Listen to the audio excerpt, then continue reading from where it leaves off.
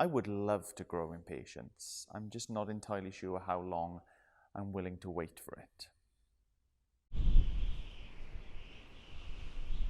Patience is a virtue, they say. Patience can be tested.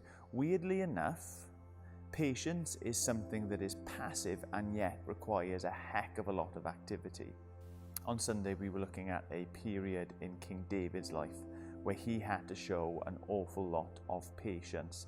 Promises that had been made to him in his youth were taking years, even decades, to come to fruition. He's king over Judah, but he has to wait until the time is right to become king over Israel. Now, I think there are two reasons David was able to show such patience in this period. The first reason is that David recognized that it was a promise from God. And if God had made the promise, that meant that God would keep the promise in God's timing. I think he'd probably learned from Moses' prayer in Psalm 90. In God's sight, 1,000 years are like yesterday that passes by, like a few hours in the night. Number two, he recognized that God's ways are the best ways.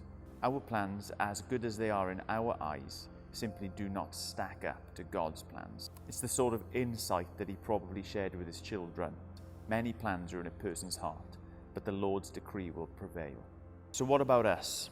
Well, we can be just as certain that God's promises to us will be kept in his timing. And we can also be just as certain that his plans are so much better than our plans. His way of working things out so much better than ours. We'd probably be well served to remind ourselves regularly of what Jesus taught the disciples to pray. Our Father in heaven, your name be honored as holy. Your kingdom come. Your will be done on earth as it is in heaven.